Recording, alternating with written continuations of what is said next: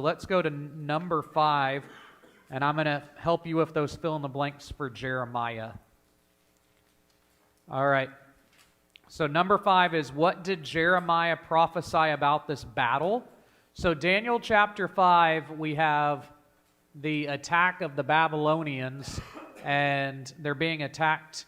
Do y'all remember how were they attacked? What did we talk about last week? How did the other kingdom defeat them? Okay, through the channel. That's right. So they dried up the channel. They went up the channel, and so nobody thinks about walling a channel. You know, it's water. And so they go up through it when it's dry, and they're able to go right into the kingdom. What were the Babylonians doing when they were attacked? Yeah, that's right. I don't know if I should act that out. I can't really say it out loud, so he said, you know. So that's what they were doing. They were having a party, getting drunk, and probably sexuality, because they brought in all of the king's harem, and none of them were ready to fight back. They thought, we have lots of food, no one can defeat us, we are good. And so they weren't even prepared for the battle, and it was lost as quick as it started. So we're going to look at that Jeremiah talked about this in Jeremiah chapter 50 and 51. We're not going to read a lot of that, but I wanted to give you a few of these answers. Jeremiah made this prophecy about 50 years before Babylon actually fell. So if you're filling in the blanks, that is 50 years. And then letter A, we're going to read Jeremiah chapter 50, just a couple of verses. So let's turn over there to Jeremiah.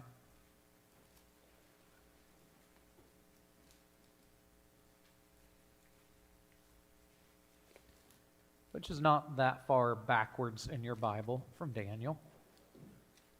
Jeremiah chapter 50. We'll start with verse 3. This would have been an appropriate night for me to have had several of y'all read, but I'll read these quickly. Jeremiah 50 verse 3, For out of the north a nation has come up against her, which shall make her land a desolation, and none shall dwell in it. Both man and beast shall flee away. So, we haven't read the other verses yet, but you can already start answering the question. How are those who will invade Babylon described? From the, where does it say? Where are they coming from? From the north. That's right. So from the north is your first blank there if you're filling in the blanks. Let's read the next verse, verse 9. Jeremiah 50, verse 9. For behold, I am stirring up and bringing against Babylon a gathering of great nations from the north country, and they shall array themselves against her. From there she shall be taken. Their arrows are like a skilled warrior who does not return empty-handed. So, their invading armies are described as from the north, and what do we find in verse 9? A group of nations. So, first blank is north, second blank is it's a group of nations. And then chapter 50, verse 41. Behold, a peoples come from the north, a mighty nation, and many kings are stirring from the furthest parts of the earth. So how are they described there?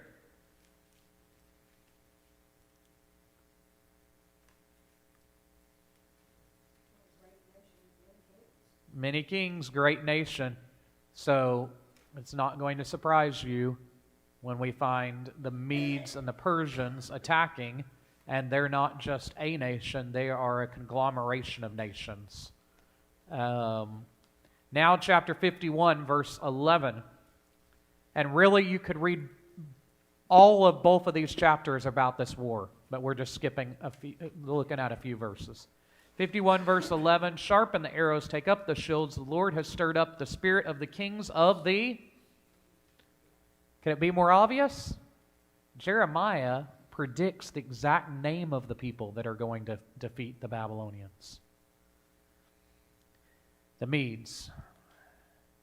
And you could also look at 51 verse 28, but we won't at this time. All right, point B there, Jeremiah 50 verse 26.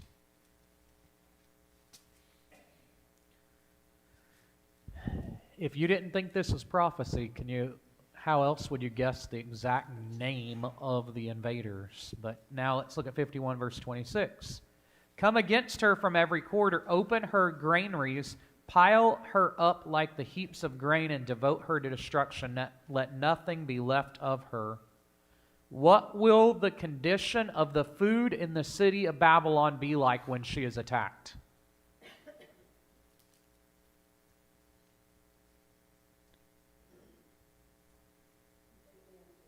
Okay, after she's attacked, yes. But before she's attacked, they empty her, but you have to have something to empty. What did they empty?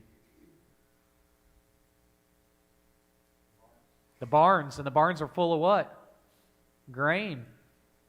This is not normal. Normally, when you attack someone and they live in a walled city, you just wait them out. You starve them out, and then they have to fight you.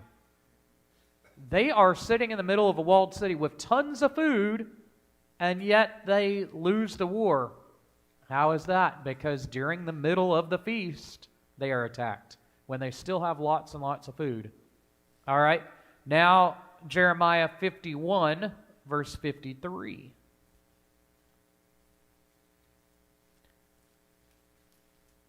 And the question here is, how strong defensively will Babylon be? 51:53. Though Babylon should mount up to heaven, and though she should fortify her strong height, yet destroyers would come from against her, declares the Lord. How strong is she? She still has towers that are how tall?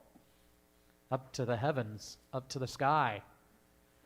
This is not normal. Normally, when you defeat someone, they have either starved and they came out of the city, or you broke down their walls. They didn't break down the walls, and they still had lots of food. Jeremiah predicted this. Okay?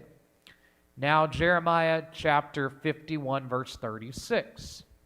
And the question here is, by what method will the attacker be able to conquer the city?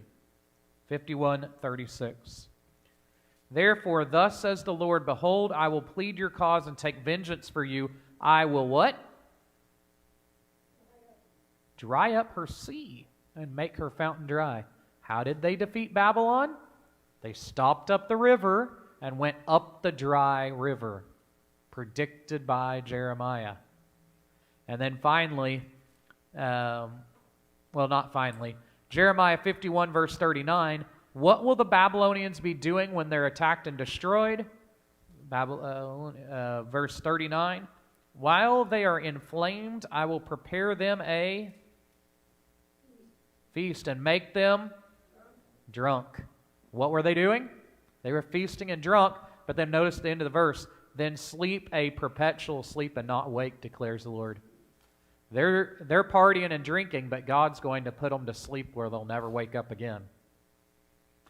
And then our final one, Jeremiah 51, verse 8. How quickly does Babylon fall? Suddenly. So everything that history tells us, and I didn't look at a lot of the history, we just skipped over some of that for time's sake, but everything that history told us is the same as what Jeremiah told us, is the same as what Daniel told us. Jeremiah predicted it, and it happened exactly as Jeremiah predicted. Daniel tells us about it, but he does have some prediction. What was the prediction that Daniel told the king with the handwriting on the wall? Chapter 5, Daniel 5. Yes, you'll be weighed in the balances, and you'll be found wanting. What else? Your kingdom will be divided. Good. And that very night, verse 30, chapter 5, verse 30, that very night, Belshazzar was killed. And it reminds me a lot, I brought this up as we ended class last week, reminds me a lot of the parable that Jesus tells about this rich man who thinks that he's just going to be able to eat, drink, and be merry, and he's going to have so much, so he builds bigger barns and he fills them up. And what does God say in that parable? This very night your life will be taken from you. Belshazzar's eating, drinking, partying, even after he was warned by Daniel. And that very night, his life was taken from him. He did not heed the warning, and he did not remember the lesson of his grandfather and father. Okay, now we're moving on to the homework assignment, and then the quiz. Daniel chapter 6, verse 4 was our memory verse. Does anybody want to give a summary or quote that verse?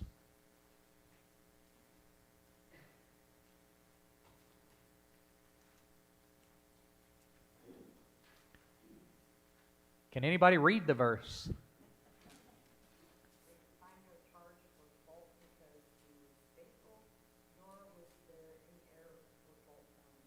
Okay. When we read Daniel chapter 6 about Daniel in the lion's den, we often focus on, what's the main thing that we focus on in that chapter?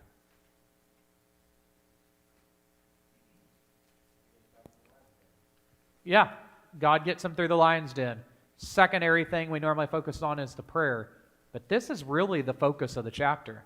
Focus of the chapter was people that wanted to prove he was wicked so that they could get him killed could find nothing. He had never broken the law of man or God. And so they had to invent a new law to get him to break one. So really the theme of the chapter is being pure, purity. Daniel chapter 6, does anybody got an outline that you came up with? How would you outline this chapter? I think you could easily have 4 to 5 points here. What might be point 1? Daniel's found pure. Okay, all right, there we go. That could be point 1. Now what do you think point 2 could be? Yeah. Persecution, good. So a theme for the whole chapter is persecution. So if you were going to divide that up, point 1 could be they could not find anything wrong with him. Point 2, they invented something. Point 3, he still followed God. Point 4, he was persecuted or punished. And point 5 might be he was vindicated and God was praised. Those are just off the top of my head. All right, moving on. Or just write down your chapter headings, whatever it says. Okay, now time for our quiz of chapter 5. I'm going to go to number 2, just for time's sake. How was the battle won? How was the battle won in chapter 5? By the river. Good. Okay, number 3. What wrote the words on the wall? A hand. And number 1 is, I want you to, and if you didn't do it already, just do this at home. Write down the 5 major themes that we've seen so far. What's the theme of chapter 1, chapter 2, chapter 3, chapter 4, chapter 5? But I want to get into chapter 6 tonight, so we're moving on. All right, let's start with a reading. And really, we could read most of this chapter in one go. It's a fairly short chapter. It pleased Darius to set the kingdom 120 satraps to be throughout the whole kingdom, over the 3 high officials, of whom Daniel was one, to whom these satraps should give account, so that the king might suffer no loss. Then this Daniel became distinguished above all the other high officials and satraps because an excellent spirit was in him, and the king planned to set him over the whole kingdom. We'll pause there. All right, so the first 3 verses are a good section. If you are filling in your handout, there hasn't been a blank yet. But we are on section 1, Daniel, the head of a new world empire. The king wants to make him the head of a new world empire. And has that happened to him before? Has he become the head of an empire before? This is the third time. Nebuchadnezzar made him the leader of the wise men. Then Nebuchadnezzar made him the head of the kingdom, right under the king. And then what happened in chapter 5 at the end of the chapter? Belshazzar did what? He made him third in the kingdom, which is right under the king, because there was 2 kings at that time. So he's the head of an empire again.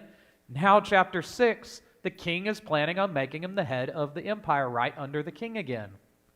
This has been happening over and over and over, where he doesn't start out that way. Every kingdom, he doesn't start out that way. Every kingdom, he starts at the bottom, and it happens again and again, where God keeps lifting him up.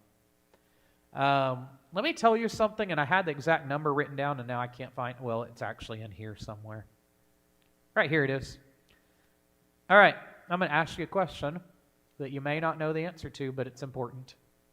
How old is Daniel? Because so often we read these chapters back to back to back, forgetting that these are empires passing and kings passing. So how old is he now? Give me your best answer. 60, good answer. 64. 62. 80. He is probably at least 83.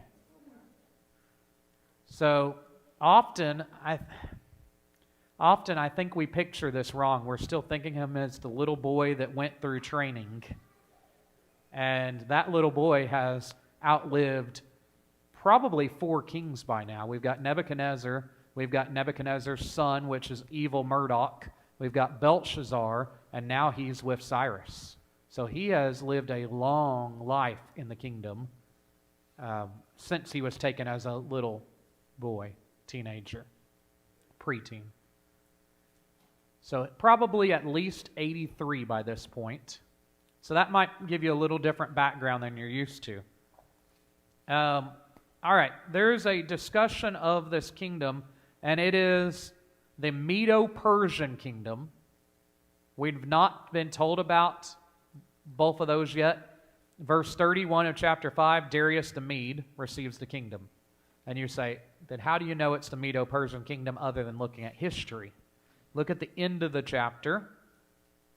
So this Daniel prospered during the reign of Darius the Mede and Cyrus the Persian. So if you look at the end of the chapter, you find out there are 2 co-kings reigning right now. It is a conglomeration of 2 kingdoms with 2 kings reigning. So Darius and Cyrus are both the king. Cyrus the Persian. What are the jobs mentioned here in the first 3 verses? 120 satraps. Does anybody have a different version? Your version might say princes, so you can put that in the blank. Satraps are princes. And then there are 3 governors or administrators or presidents, depending on your translation. So, you have to understand and think back to what we read in Jeremiah. This is not just a king over a nation. This is an emperor over an empire. And so we've got a lot of territory that's got to be covered. So he divides up the land into how many satraps or princes? 120. And then over those he puts 3 what? Presidents or governors, okay? If you want to, and because I'm racing that clock, we're not going to, but you might write in your notes, Esther chapter 1, verse 1.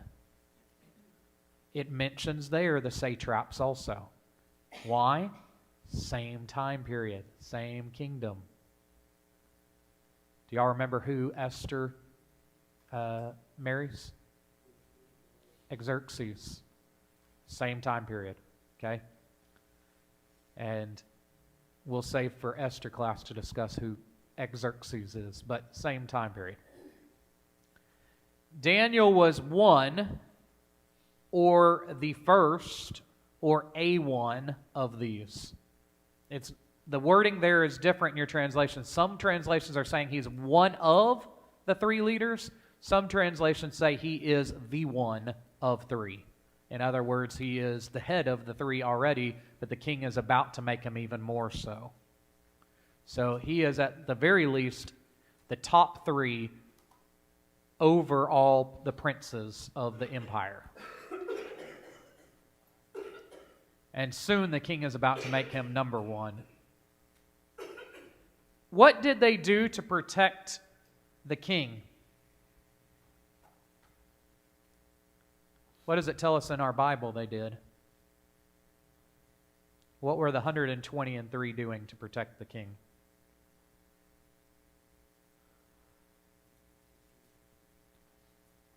Securing.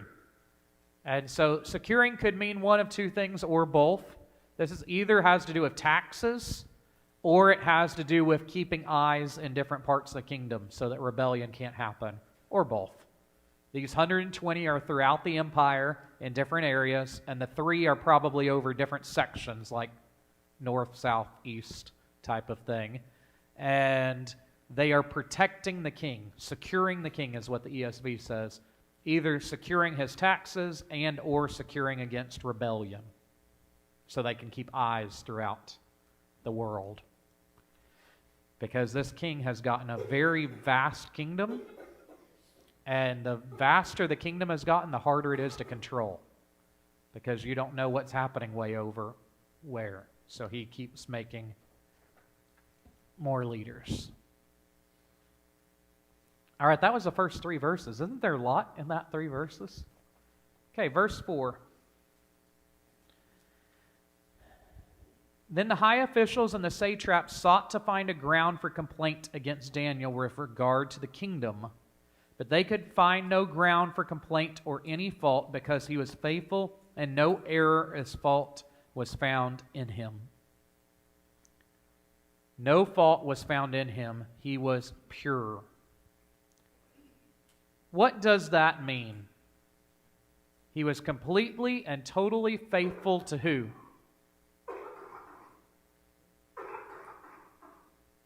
To the king.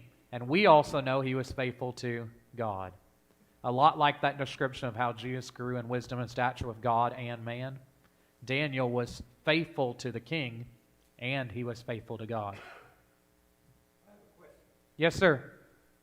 These satraps, could they kind of be compared to what we call Secret Service nowadays? They would be more like, and I don't want to confuse the word, because we have governors. They're more like how our governors are. They were in each province watching over the province and bringing the taxes back to the government. The reason I don't want to use the word governor is because the three were also called governors, but they're kind of like our states each have a person that's supposed to be in charge of the state and reporting back to the federal. Is there a better word for that in the U.S.? The governor work? Not quite Senate. Maybe governor is the closest equivalent. Yeah, it's a new word. And some translations just call them princes. The older translations do. But satrap is the official term according to the Persian government. So that was their term they used back then. Good question. Purity in God's eyes is always the most important thing, even more so than purity in man's eyes. But Daniel, fortunately, up until this time, lived in a government where he could be pure in both. And that's what we want. If it's at all possible, we want to be pure in man's eyes and God's eyes. But if we have to choose, which should we choose? God's. They knew he believed this, that God was the number one if there had to be a choice. That even after he disobeyed their law, he can still say in verse 22 he never disobeyed the king. That's interesting. As if he knew their law wasn't really good for the king. And it wasn't. How did the king describe Daniel in verse 3? If I'm remembering right. Yeah. An excellent spirit. The king needs Daniel around, so actually this law they're going to pass is not good for the king either. Okay, let's talk about a few things before we move on, some applications to this. Purity of elders and deacons. Let's think about the qualifications. Titus chapter 1, verses 6 to 8. What qualification would that fall under? If you don't know, we'll look, but I'm seeing if someone knows.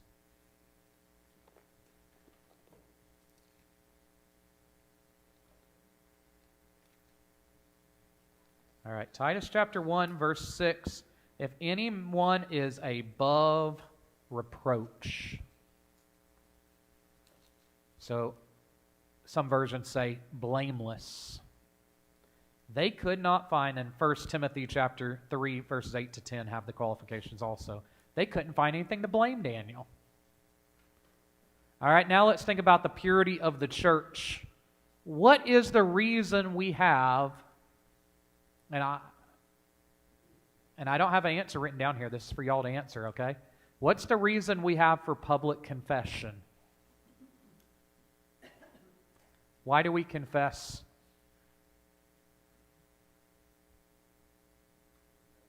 Keep each other accountable. That's good. I like that. Anyone else? Told you I don't have an answer. I need y'all to talk. Why do we confess? Put you on record. Okay. Yeah. We're commanded to. Okay. I like the accountable and put on record because it's really easy for me to say, God, I'm going to change, but once I actually tell someone else I'm going to change, now I'm on record saying I was going to change. Recognize your own fault. Calvin, did you say something? No.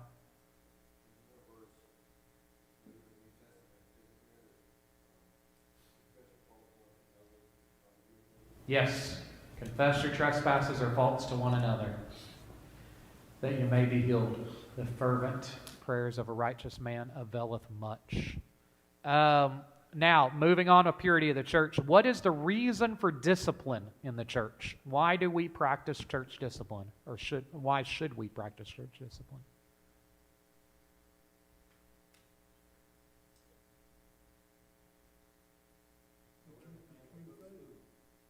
So everything will go smooth to keep the truth what? Faith. To keep the true faith. Keep the true word. Well, if you have cancer, you don't just leave it there, you cut it out. That's right. The only reason that you would leave a cancer there is if you are prepared to die, right? The only reason we would leave a cancer in the church is if we're ready for the church to die, at least this congregation. That's Matthew 18 and 1 Timothy 5. Now what about ourselves? How pure are we? That's Matthew chapter 5, verse 8. We often see what happened to Daniel happen in politics.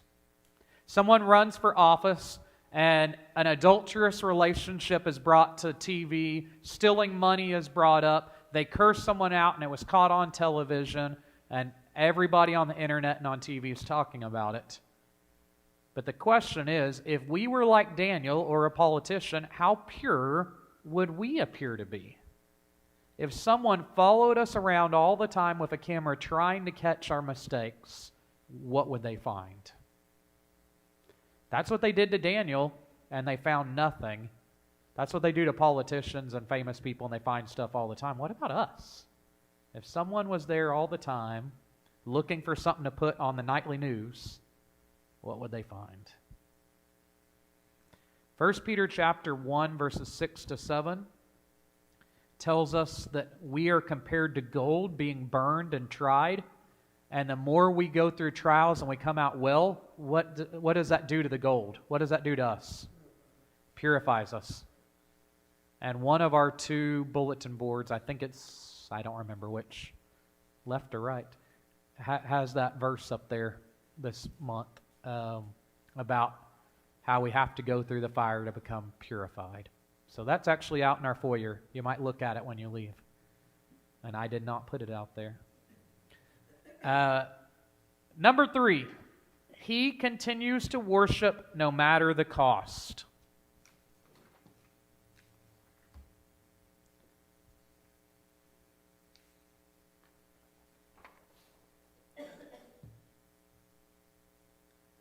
Okay, let's read now. Then these men said, "We shall not find any ground for complaint against this Daniel unless we find it in connection with the law of his God." They said, if he's going to break a law, he will only break a law if it's for his God. Then these high officials and satraps came by agreement, and the literal wording there is, now my mind just lost it, thronging. They're thronging on the king. So they've all agreed to just come all at one time and just throng the king. Could you imagine all your satraps and officials from all over the kingdom showing up one day? You're thinking, what's the emergency? And they're all thronging on the king. And they come by agreement, and they say to the king, "O King Darius, live forever.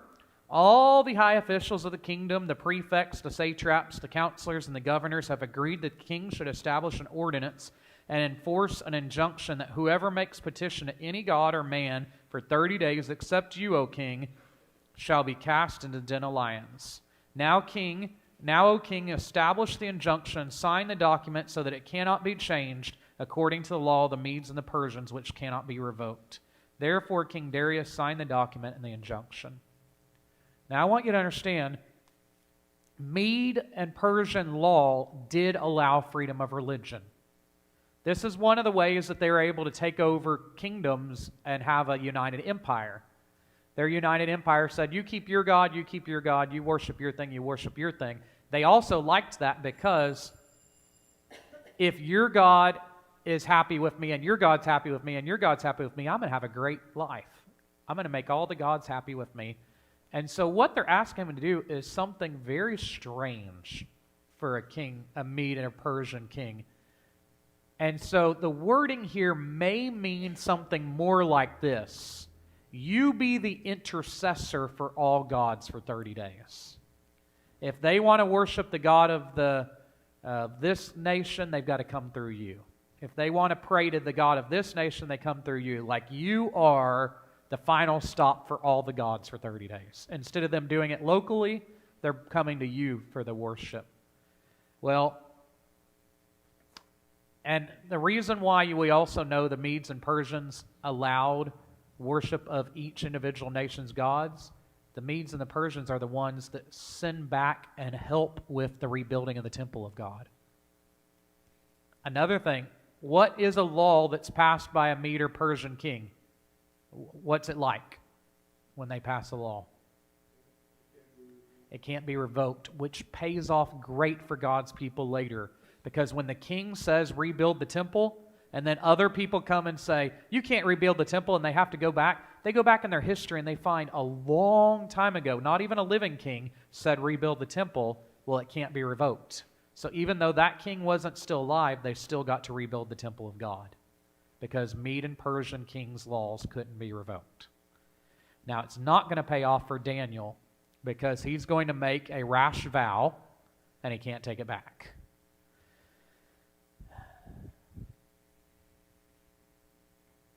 Trying to decide if I should start this paragraph. Let's read this paragraph and then we'll come back at verse 14 next week. Verse 10. When Daniel knew that the document had been signed, he went to his window where his windows in his upper chamber opened towards Jerusalem. He got down on his knees 3 times a day and prayed and gave thanks before his God as he had done previously. Then these men came by agreement and found Daniel making petitions and pleas before his God. They came near and said before the king concerning the injunction, O king, did you not sign an injunction that anyone who makes petition to any god or man within 30 days except to you, O king, shall be cast in the den of lions? The king answered and said, the thing stands fast, according to the law of the Medes and the Persians, which cannot be revoked. Then they answered the king and said to the king, Daniel, who is one of the exiles from Judah, pays no attention to you, O king, or the injunction you have signed, but makes his petition 3 times a day. He continues to worship no matter the cost. So the first question that we're going to start with, probably we're going to be out of time before we get through too many of these. The first question is, which direction and why does he face the way he faces? Which direction is he facing? And why does he face that direction? The temple. So even though they are far, far away from the proper place to go for worship, they still face towards Jerusalem because they couldn't go to the temple to worship. Number 2, why is it so important to worship God in the correct manner? And I didn't mention, we skipped over this, but how many times a day did he worship? 3 times. You can find so many passages that talk about that. The Jews had morning prayers, the Jews had evening prayers, and the Jews had noonday prayers. Why is it important to worship God according to His will?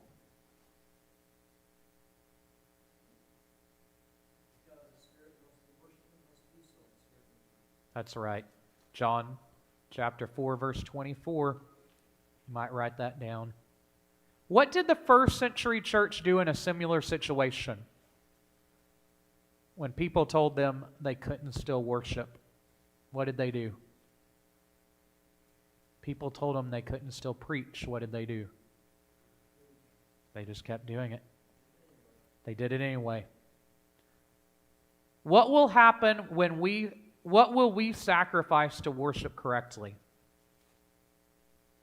What will we sacrifice to obey God's plan? That's right. Whatever it takes. If it takes our family, who forsake us if we follow our beliefs, who don't like us if we follow our beliefs, if it takes our pride, people ridicule us, make fun of us, tell us it's not that important, we're being silly.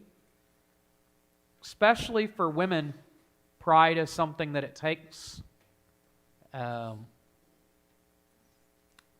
This was a hypothetical back then, and at this point it's still hypothetical, but very close to having a female president of the United States.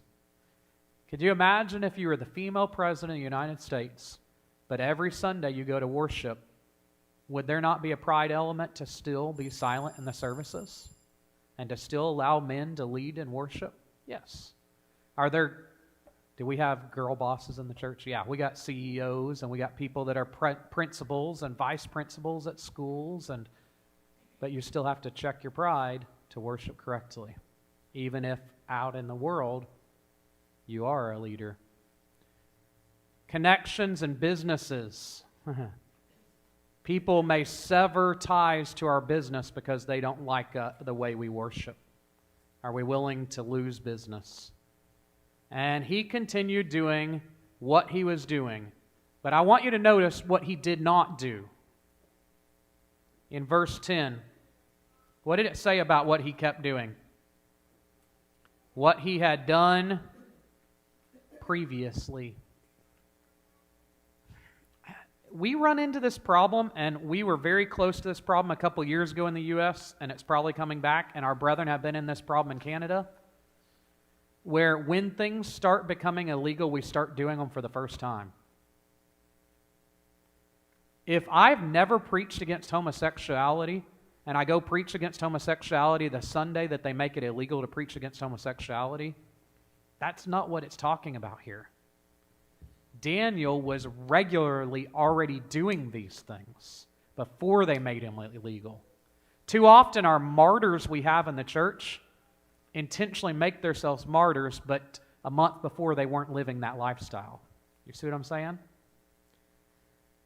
If you're going to get in trouble for continuing to follow God, that's great. But it should be continuing to follow God. It shouldn't be starting at the moment you could get in trouble. All right, what's a takeaway from this lesson? Kids can come on in. What's one takeaway we can make? We haven't got to the lion's den yet. We've got to worship right now. That's right. The boldness of Daniel. He didn't go hide in his closet, and he could have. He stayed faithful. Good. And my takeaway is going to be, if we were put under a microscope like a politician or a Daniel, what would they find about us? Are we living faithfully to where they can say, you're obeying all the laws of the land and there's nothing we can find?